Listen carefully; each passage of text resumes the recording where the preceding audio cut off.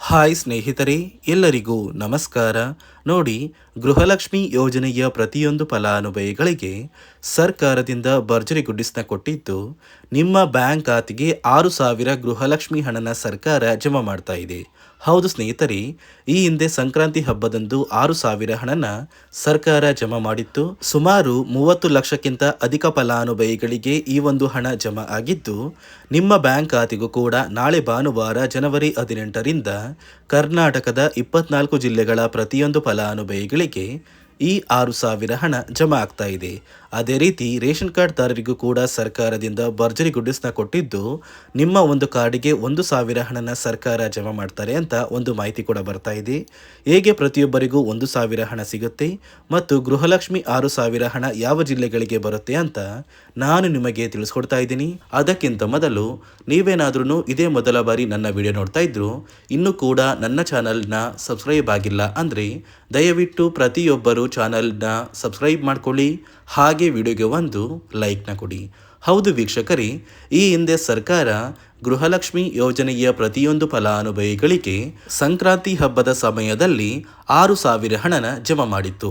ಇಲ್ಲಿಯವರೆಗೂ ಸುಮಾರು 30 ಲಕ್ಷಕ್ಕಿಂತ ಅಧಿಕ ಫಲಾನುಭವಿಗಳು ಈ 6,000 ಹಣನ ಪಡ್ಕೊಂಡಿದ್ದಾರೆ. ನಿಮ್ಮ ಬ್ಯಾಂಕ್ ಖಾತೆಗೆ ಇನ್ನೂ ಕೂಡ ಈ 6,000 ಹಣ ಬಂದಿಲ್ಲ ಅಂದರೆ ಕೊನೆಗೂ ಸರ್ಕಾರ ನಿಮ್ಮ ಬ್ಯಾಂಕ್ ಖಾತೆಗೆ ಜನವರಿ 18 ಭಾನುವಾರದಿಂದ ಈ ಗೃಹಲಕ್ಷ್ಮಿ ಯೋಜನೆಯ 6,000 ಹಣನ 24 ಜಿಲ್ಲೆಗಳಿಗೆ ಜಮಾ ಮಾಡ್ತಾ ಇದೆ. ಹೇಗೆ 6,000 ಹಣ ಬರುತ್ತೆ ಅಂತ ನೀವು ಕೇಳಬಹುದು.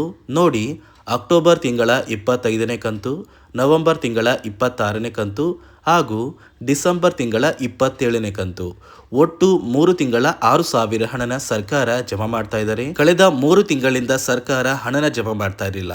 ಇದೀಗ 6,000 ಹಣನ ನಿಮ್ಮ ಬ್ಯಾಂಕ್ ಖಾತೆಗೆ ಜಮಾ ಮಾಡ್ತಾ ಇದೆ.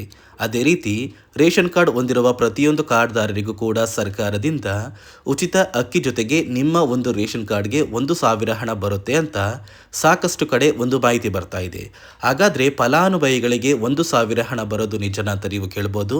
ಇಲ್ಲ ವೀಕ್ಷಕರೇ, ನಿಮ್ಮ ಬ್ಯಾಂಕ್ ಖಾತೆಗೆ 1,000 ಹಣ ಜಮಾ ಆಗ್ತಾ ಇಲ್ಲ. ಬದಲಿಗೆ ಈ 1,000 ಹಣಕ್ಕೆ ನಿಮಗೆ ಸಿಗುವಂತಹ 5 ರೀತಿಯ ಆಹಾರ ಪದಾರ್ಥಗಳನ್ನ ಸರ್ಕಾರ ಉಚಿತವಾಗಿ ಕೊಡ್ತಾ ಇದೆ.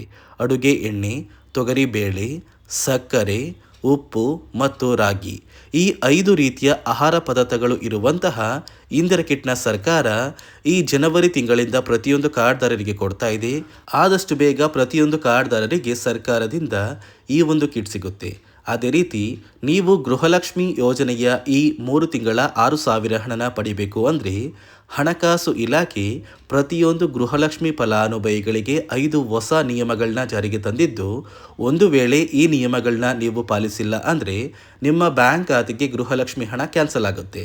ಅದೇ ಒಂದು ಕಾರಣಕ್ಕೆ ಕಡ್ಡಾಯವಾಗಿ ಪ್ರತಿಯೊಬ್ಬರು ಈ ನಿಯಮಗಳನ್ನ ಪಾಲಿಸಬೇಕು ಅಂತ ಆದೇಶನ ಕೊಟ್ಟಿದೆ. ಹಾಗಾದರೆ ಬನ್ನಿ ಸ್ನೇಹಿತರೆ, ಆ ನಿಯಮಗಳು ಏನು ಅಂತ ಕೂಡ ತಿಳಿಸ್ಕೊಡ್ತಾ ಇದ್ದೀನಿ.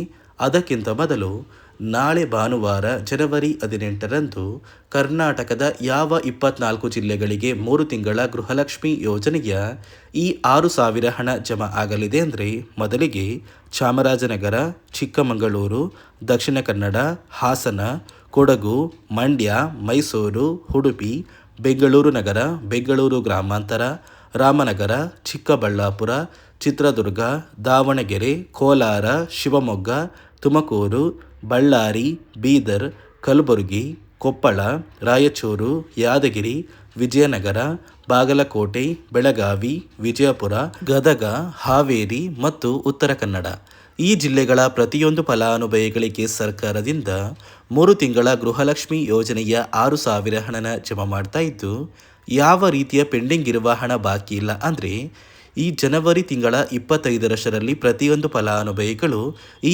6,000 ಹಣನ ನಿಮ್ಮ ಬ್ಯಾಂಕ್ ಖಾತೆಗೆ ಪಡ್ಕೋತೀರಾ. ನೋಡಿ ಸ್ನೇಹಿತರೆ, ಈ ಬಾರಿ ಸುಮಾರು 1 ಲಕ್ಷಕ್ಕಿಂತ ಅಧಿಕ ಫಲಾನುಭವಿಗಳ ಬ್ಯಾಂಕ್ ಖಾತೆಗೆ ಸರ್ಕಾರ ಗೃಹಲಕ್ಷ್ಮಿ ಯೋಜನೆಯ ಹಣನ ಜಮಾ ಮಾಡ್ತಾ ಇಲ್ಲ. ಕಾರಣ ಏನು ಅಂದರೆ ನಿಮ್ಮ ಬ್ಯಾಂಕ್ ಖಾತೆಗೆ ಡೆಬಿಟ್ ಮೂಲಕ ಹಣ ಜಮಾ ಮಾಡುವಂತಹ ಸಂದರ್ಭದಲ್ಲಿ ಸರ್ಕಾರ ಸಾಕಷ್ಟು ಫಲಾನುಭವಿಗಳ ಒಂದು ಬ್ಯಾಂಕ್ ಖಾತೆಗೆ ಹಣ ಜಮಾ ಮಾಡೋದನ್ನು ಕ್ಯಾನ್ಸಲ್ ಮಾಡಿದೆ. ಯಾಕಂದರೆ ಇತ್ತೀಚೆಗೆ ಹಣಕಾಸು ಇಲಾಖೆ ಜಾರಿಗೆ ತಂದಿರುವ 5 ನಿಯಮಗಳ ಆಧಾರದ ಮೇಲೆ ಪ್ರತಿಯೊಂದು ಫಲಾನುಭವಿಗಳಿಗೆ ಸರ್ಕಾರ ಈ ಒಂದು ಹಣನ ಜಮಾ ಮಾಡ್ತಾ ಇದ್ದು, ಯಾರೆಲ್ಲ ಫಲಾನುಭವಿಗಳು ಈ ನಿಯಮಗಳನ್ನ ಪಾಲಿಸಿಲ್ಲ, ನಿಮ್ಮ ಬ್ಯಾಂಕ್ ಖಾತೆಗೂ ಕೂಡ ಹಣ ಜಮಾ ಆಗೋದಿಲ್ಲ. ಹಾಗಾದರೆ ಬನ್ನಿ ಸ್ನೇಹಿತರೆ, ಸರ್ಕಾರ ಜಾರಿಗೆ ತಂದಿರುವ ಆ 5 ಹೊಸ ನಿಯಮಗಳು ಏನು ಅಂತ ನಾನು ನಿಮಗೆ ತಿಳಿಸ್ಕೊಡ್ತಾ ಇದ್ದೀನಿ. ನೋಡಿ ಸ್ನೇಹಿತರೆ, ಮೊದಲನೆಯ ಒಂದು ನಿಯಮ ಬಂದು ಸಾಕಷ್ಟು ಫಲಾನುಭವಿಗಳು ಹೊಂದಿರುವಂತಹ ಒಂದು ರೇಷನ್ ಕಾರ್ಡ್ ಏನಿದೆ, ಆ ಒಂದು ರೇಷನ್ ಕಾರ್ಡ್ನ ಮನೆಯ ಸದಸ್ಯರ ಪ್ರತಿಯೊಬ್ಬರ ಒಂದು ಆಧಾರ್ ಕಾರ್ಡ್ನ ನಿಮ್ಮ ರೇಷನ್ ಕಾರ್ಡ್ಗೆ ಕಡ್ಡಾಯವಾಗಿ ಲಿಂಕ್ ಮಾಡಿಸ್ಬೇಕು. ಅಂದರೆ ಈ ಒಂದು ಲಿಂಕ್ ಮಾಡಿಸುವಂತಹ ಒಂದು ಪ್ರೊಸೀಜರ್ಗೆ ಸರ್ಕಾರ KYC ಅಂತ ಕರೀತಾರೆ. ನಿಮ್ಮ ರೇಷನ್ ಕಾರ್ಡ್ಗೆ ಇನ್ನೂ ಸಹ KYC ಆಗಿಲ್ಲ ಅಂದರೆ ನಿಮ್ಮ ಬ್ಯಾಂಕ್ ಖಾತೆಗೆ ಸರ್ಕಾರ ಮುಂದಿನ ದಿನಗಳಲ್ಲಿ ಗೃಹಲಕ್ಷ್ಮಿ ಯೋಜನೆಯ ಹಣನ ಕ್ಯಾನ್ಸಲ್ ಮಾಡುತ್ತೆ. ಅದೇ ರೀತಿ ಎರಡನೆಯ ಒಂದು ನಿಯಮ ಬಂದು ಸಾಕಷ್ಟು ಫಲಾನುಭವಿಗಳು ಕಳೆದ 3 ತಿಂಗಳಿಂದ ಸರ್ಕಾರದಿಂದ ಬರ್ತಾ ಇರುವಂತಹ ಒಂದು ರೇಷನ್ ಏನಿದೆ, ಅಂದರೆ ಉಚಿತ ಅಕ್ಕಿ ಏನಿದೆ, ಈ ಒಂದು ರೇಷನ್ನ ಪಡ್ಕೋತಾ ಇಲ್ಲ.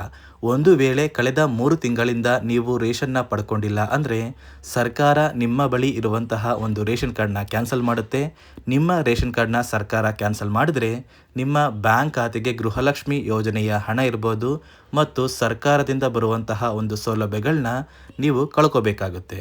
ಅದೇ ರೀತಿ ಮೂರನೆಯ ಒಂದು ನಿಯಮ ಬಂದು ನೋಡಿ ಸ್ನೇಹಿತರೆ, ನಿಮ್ಮ ಬಳಿ ಇರುವಂತಹ ಒಂದು ಆಧಾರ್ ಕಾರ್ಡ್ ಏನಿದೆ, ಆ ಒಂದು ಆಧಾರ್ ಕಾರ್ಡ್ನ ಕಳೆದ 15 ವರ್ಷಗಳಲ್ಲಿ ನೀವು ಯಾವುದೇ ರೀತಿಯ ಒಂದು ತಿದ್ದುಪಡಿನ ಮಾಡಿಸಿಲ್ಲ ಅಂದರೆ ನಿಮ್ಮ ಬ್ಯಾಂಕ್ ಖಾತೆಗೆ ಸರ್ಕಾರ ಗೃಹಲಕ್ಷ್ಮಿ ಯೋಜನೆಯ ಹಣನ ಕ್ಯಾನ್ಸಲ್ ಮಾಡುತ್ತೆ. ಯಾಕಂದರೆ ಸರ್ಕಾರದಿಂದ ಬಂದಿರುವಂತಹ ಒಂದು ಆದೇಶದ ಪ್ರಕಾರ ಪ್ರತಿಯೊಂದು ಫಲಾನುಭವಿಗಳು ಕಳೆದ 15 ವರ್ಷಗಳಲ್ಲಿ ಯಾವುದೇ ರೀತಿಯ ಒಂದು ತಿದ್ದುಪಡಿನ ನಿಮ್ಮ ಆಧಾರ್ ಕಾರ್ಡ್ಗೆ ನೀವು ಮಾಡಿಸಿಲ್ಲ ಅಂದರೆ ಕಡ್ಡಾಯವಾಗಿ ಆದಷ್ಟು ಬೇಗ ನಿಮ್ಮ ಆಧಾರ್ ಕಾರ್ಡ್ಗೆ ತಿದ್ದುಪಡಿನ ಮಾಡಿಸಿ.